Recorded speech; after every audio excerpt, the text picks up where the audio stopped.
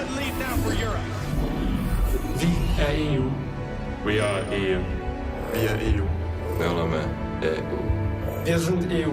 Jesteśmy EU. We are EU. Mi smo EU. Somos EU. Vi är EU. My sme EU. Jesteśmy EU. We are EU. Vi är EU. Noi siamo EU. Vi är EU. Somos EU. Nous sommes l'EU. Vi är EU.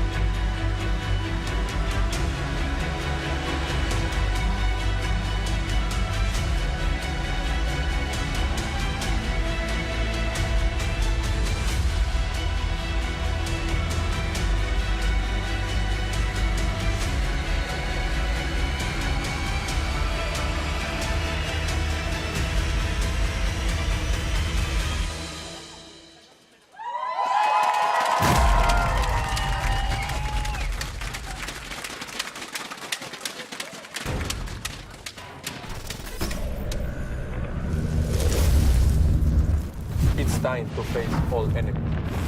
It's time to rewrite history. It's time to step up. To stand tall. To take the crown.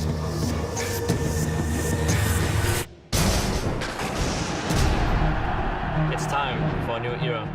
For the next wave. It's time to strike fear. To show no mercy. It's time to settle this. It's time. It's time. It's time.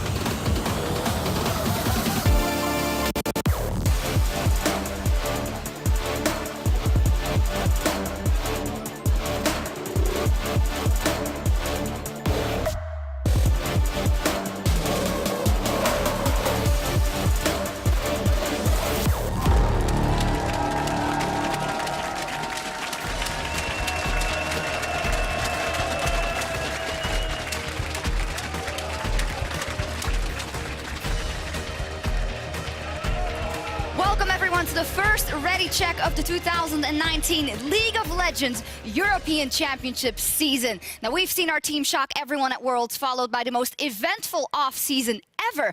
But now we are ready to kick off the LEC right here from our studio. I'm Eva Shock supporter, and it's an absolute honor to be alongside the newest addition to the EU broadcast, Indiana Frosker in Black. Just call me the Shocks Chroma. We've got a brand new season, brand new studio. I am so ready for 2019 LEC. Me too. And what about that opening? I hadn't seen that. I didn't know what was coming. Oh my gosh. They're just like, it's a light show. I'm like, that wasn't a light show. That was incredible. That was incredible indeed. Of course, we have a lot to build on. Worlds was great for EU, so we're hoping that that continues. Yeah, and it seems to only go up from here. It wasn't just Fnatic that popped off. It was all three of the EU representatives. So I think that EU, you were here. It's time to reach this level. Exactly. And you guys see it. We have a new studio. Everything is revamped, but some things have stayed the same. Yeah, it's the fact that you still have kick-ass League of Legends at the LEC, as well as the format and the playoff changes. Yes, exactly. The playoff changes, you can find those online as well. There is a bit of difference there. We'll go deeper into that. But the bottom line still is who is going to be crowned the champion at the end of the first LEC split. And that's one that I'm very excited about, that race for the top. Yeah, and it seems like there's much more competitive teams. It's not just, 2 teams and a giant gap. It's now, 8 teams, possibly even all 10 teams if we get this refresh start from teams like Excel and Rogue. Absolutely. I can't wait to see them. And the next thing brings me great pleasure to say we go into 2019 as one of the strongest regions, much in thanks to our representatives at the World Championship in Korea. And to tell you more about it, here's Quickshot. Thank Thank you very much, Shocks. You are 100% correct. In 2018, Europe stamped their authority on the world, proving once again why our region is one of the best on the planet. Now, it wasn't just Reckless's Fnatic that made the World Championship final that stepped up. It was players like Broxah, who in my mind was the best performing jungler at Worlds, playing alongside Whippo, who had a phenomenal year from a relative unknown to World Championship final in less than 12 months.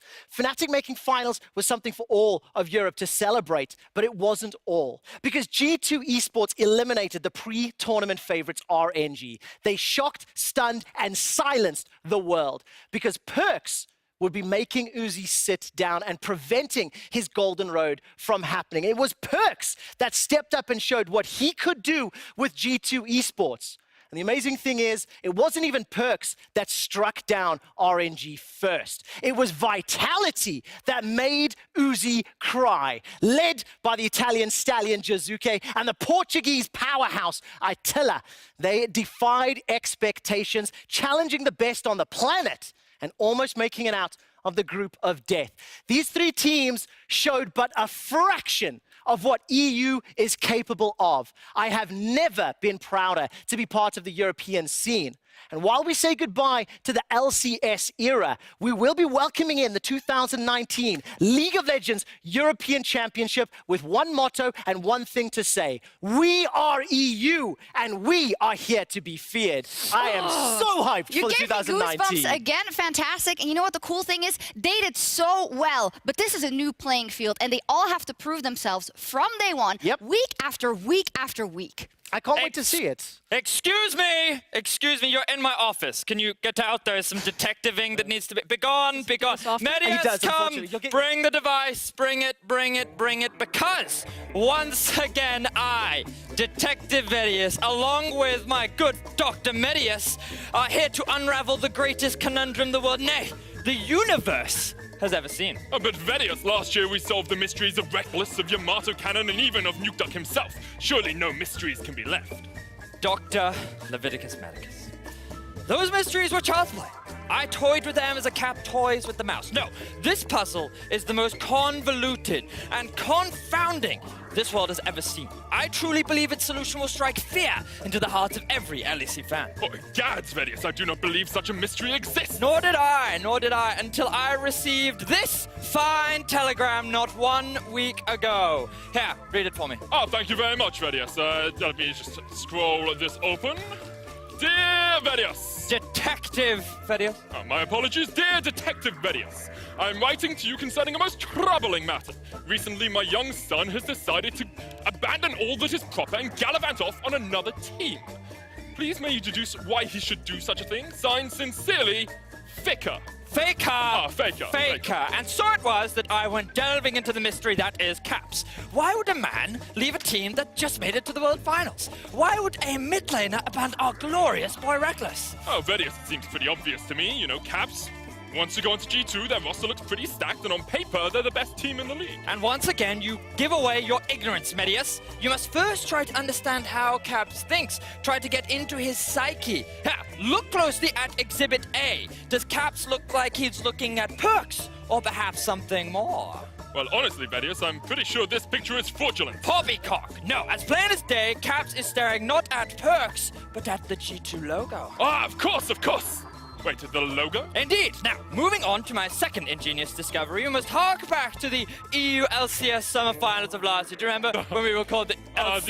The LCS, what a foolish name. I do remember them. I remember them quite fondly, as I'm sure does Caps, because he won on that, but what clue can be found there? Elementary, my dear Medius. I present to you Exhibit 2, this picture of motions. Wait, Medius, how'd you get the picture to move? Never mind that, you imbecile. Watch what is happening. Well, it appears that Caps almost fumbles the trophy. That is what it seems to the untrained eye. However, here, Caps is demonstrating his mastery of the Wuju style.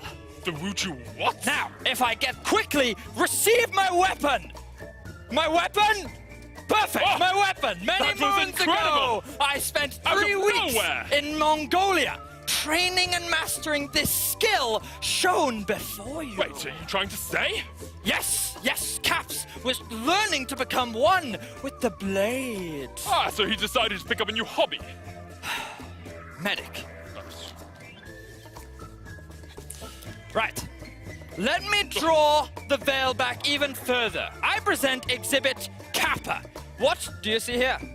Well, at the moment, I see the League of Legends European Championship. That appears to be an old image of G2. Yes, and G2 are known for their propensity towards vacationing. Vacationing? Yes, more time to train, my friend. Caps is preparing himself. Now think about it. If you combine the logo, the swordplay, and the extra time, what do you have? Oh, egads, it cannot be. Yes, I think you've got it, Medius. Caps desires to be the greatest samurai the world has ever seen. For he knows that to be like his father, he must abandon traditional arts such as practice and scrims, and he become a master samurai in order to become the greatest League player the world has ever seen.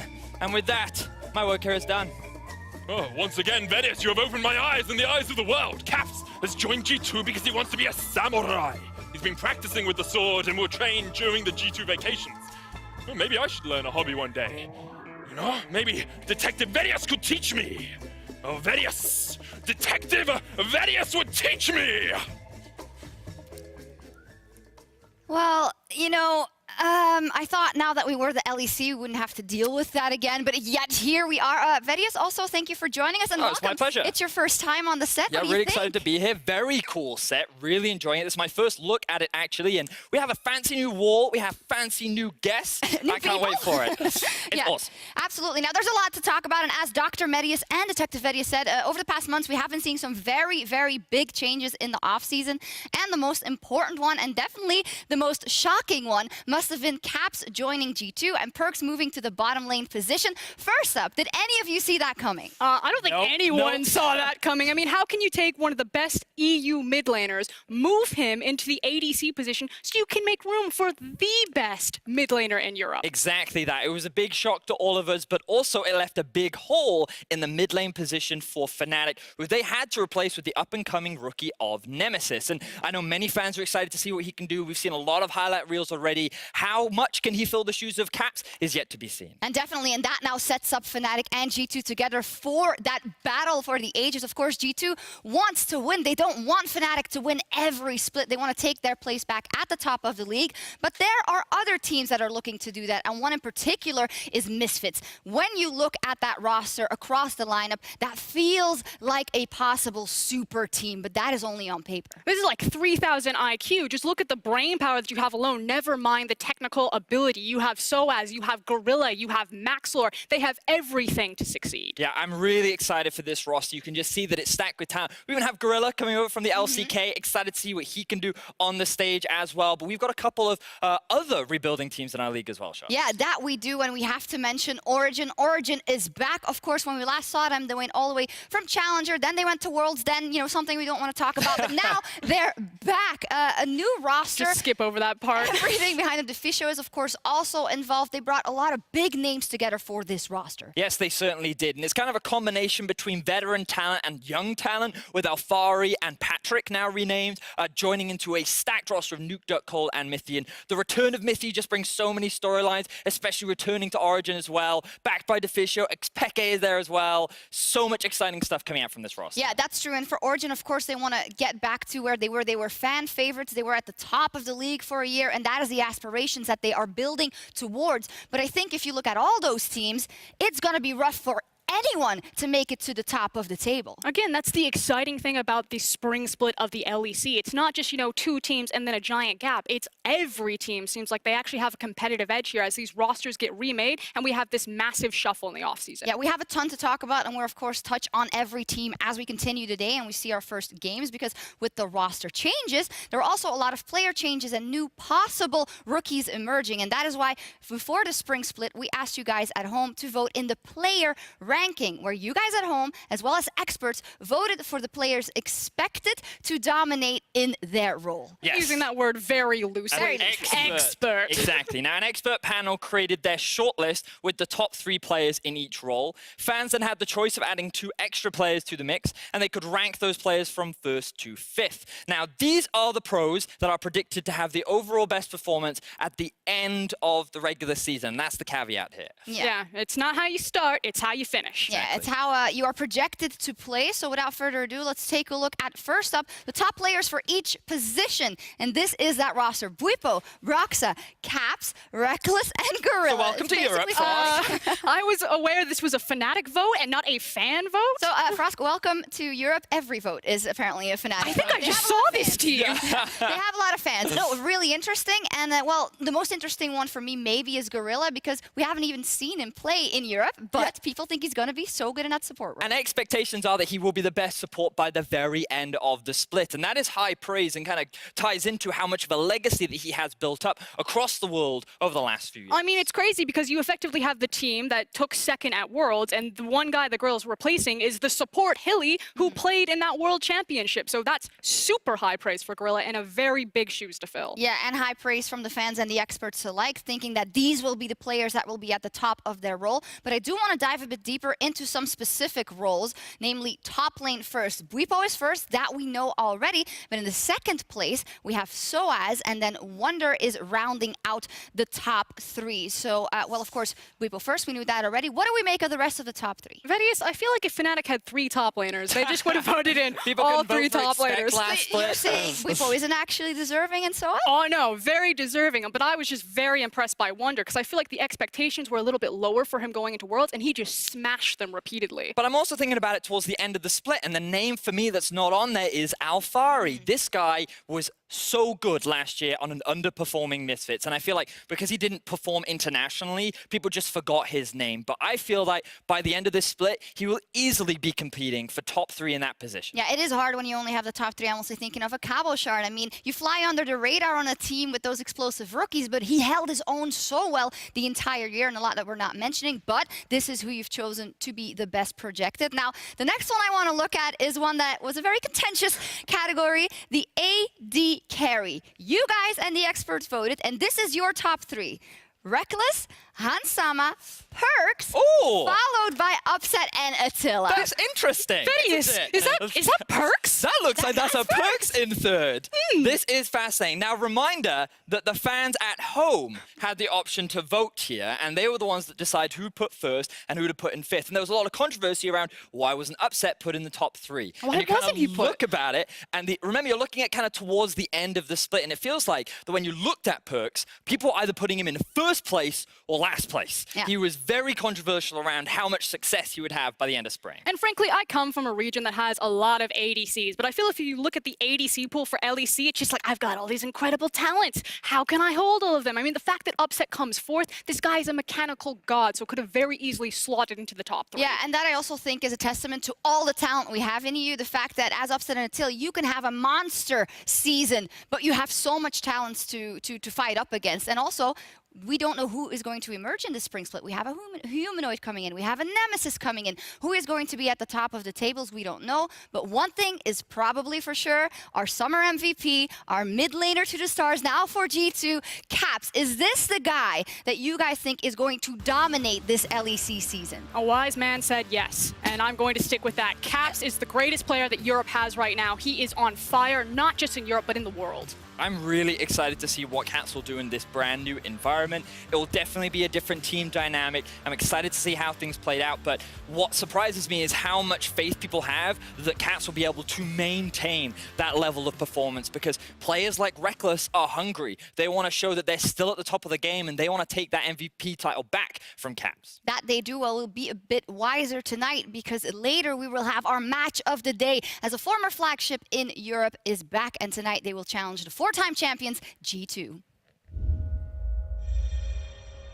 If you have the luxury to move one of the best mid laners in EU history to AD carry to make room for Caps, you have too many damn good players. G2 is definitely the villain. I think people are underestimating us. I'm pretty sure like 99% of the audience is going to be rooting for us. Left B's down, Orange OG are down, and G2 Ace Royal never give up. People have no idea what they're gonna get hit by. We're not just like another team in EU. We are the team. I'm not your enemy. I am the enemy! Woo! I'm so hyped for that matchup. G2 are doing a fantastic job as building themselves up as the villains of Europe. I don't even know where you start to cut into this one. There's so much history, there's so much legacy, there's so many kings, dynasty. Did I get all the words? I think you're almost very close. Okay, very just stack close. them all. Okay, I was just making sure. Oh, Nem, she's infected. No.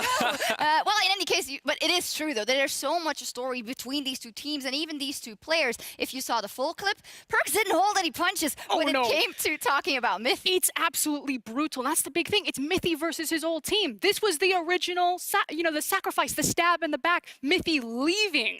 Yeah, definitely, and it's so important for G2. They finally want to be back at the top of the table. They want to kick Fnatic and everyone else out. And OG, well, they have a tall order. They need to fight back. They need to regain that place they had in the standings years ago. And kind of expectations are that G2 is just going to come in swinging. And if you follow the words from Perkz, they're going to come in like a train from the get-go. And what better way to do it than go up against your former teammate in the bot lane to prove that you can easily perform in every single role. And to make it even more interesting, there will be a POV stream to watch Perkz in his very first professional game as an AD carry. So that's going to be a joy to watch. Of course, a lot more action coming your way today. All 10 teams are going to be in action, and they start their fight for the very first LEC title. Man, that sounds good. Yeah, and for me, the game that stands out is Schalke versus Vitality as well. A rematch at the semifinals. And if both these teams come out of the gate swinging, again, it's not just about the G2 and the Origins, it's about the whole LEC just took a step up. And I'm quite looking forward to Rogue versus Misfits. And the reason why I say this is because we had a lot of discussion on the Euphoria podcast, Frost, and we talked about where you can place Misfits early on in the split. And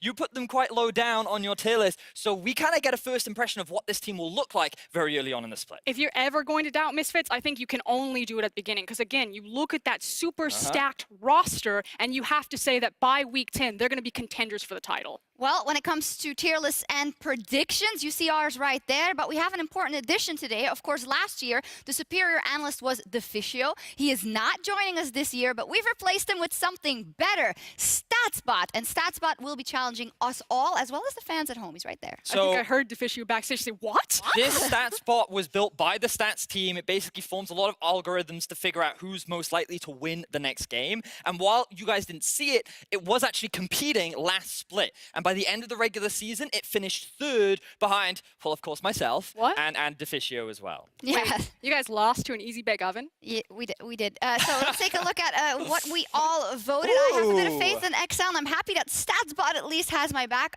By the way, since there is no data available for StatsBot to go on, today he has automatically picked a team that had side selection. Yeah, so it looks like it's going for Rogue and Origin alongside Trevor, I believe. Yes, I do need to bust Trevor real quick. We got some skin in the game. There's a tattoo bet, an actual tattoo on Euphoria that Trevor and I made. I said G2 would win the split. He said Origin would win the split. So I think he was blinded by his love for Deficio, and he's going to end up with a tattoo. Apparently not. All right, interesting. Well, remember that all of you watching at home, you can also join in the vote with your predictions at LOL Esports on Twitter. You're right there. This is what you voted for the matches coming up. Now, we're going to be kicking off the season with a bang as SK Gaming and Fnatic face off in the first game. For more, here's Laure with the two coaches. Thank you very much, Shox. Laure here, really glad to be back, and I was joined with Shippy and Youngbuck ahead of today's first game of the LEC. Thank you very much to you both for joining me. First question to you, Youngbuck. Fnatic is coming here as one of EU's powerhouse. You dominated Europe last year, made everybody proud during Worlds. How hyped are you about facing the new teams coming this year and renewing for some of the old rivalries in EU? I'm very hyped because in the off-season usually teams actually build new rosters just to beat the current champions, which is us. So there's a lot of people trying to defeat us right now, and just up to us to defend our position as the kings of Europe. Playing against SK is probably going to be a tough one. There's also a long-standing rivalry, and we've heard a lot of things through the grapevine about how strong SK is in scrims. So this might actually be a very tough opening match for us. Oh, crazy here. And you made some adjustments with the team. Now for you, Chippy, SK Gaming is one of the returning orgs in European League of Legends. So do you think the team has what it takes to get back to its former glory? Definitely. We've been working every day really, really hard, and I've learned from my past mistakes myself. I could bring a lot into the organization too, and the organization itself is extremely strong and has been around for quite a time. So I think all the tools are there for us to succeed. So now it's just for us to work every day as hard as we can. And we'll be looking forward to see this. Now, do you have something you'd like to say to your direct opponent as he is standing here today? I heard that, you know, Nemesis on your team. We actually wanted to have Nemesis as well, so I'm super, super excited to see how he's performing. I don't know anything, so I'm really looking forward to that. I don't want to spill the beans yet, but he's a really good star. Okay, okay. I'm looking forward. Oh, and we'll find out about this soon enough. But first, let's send it back to Shocks in the studio. Fantastic. A lot of kind words of the coaches for each other. I also love, Laure, that you brought up that legacy of SK Gaming, because we could call this SK versus Fnatic matchup El Clásico. But if I'm being honest, I do not think this match deserves that moniker yet. Because El Clásico, that is the memory of what SK and Fnatic once were, of times when both organizations dominated esports and faced off time and time again. It is the SK of players like Ocelot, Wicked, Svenskeren, Forgiven, and SK that created tons of historic moments in their matches versus Fnatic, like when they faced off in the spring finals of 2014. It's also the SK Gaming of the Spanish mid lane battles between Ocelot and Xpeke, with some of the most memorable plays ever, like this backdoor right here at IEM Katowice that we all remember. Now, back then, SK and Fnatic were responsible for so much of Europe's competitive DNA. But many years have passed since then, and the SK of today, albeit one of the oldest organizations around, is a rookie to the LEC. Here we see their lineup. They have big aspirations, they have new players, new sponsors, high ambitions, but they have a tall order to follow, because that other El Clásico team has held up their end of the bargain. Fnatic, they dominated EU and the world in 2018, and they look to do the same and more in 2019. And that is exactly why I don't think we can call this El Clásico yet. Fnatic, they're waiting at the top, and it'll be up to this new SK to show us if they can live up to their enormous legacy. It is time for the moment we've all been waiting for as we start the very first LEC season with Fnatic versus SK Gaming. Thank you so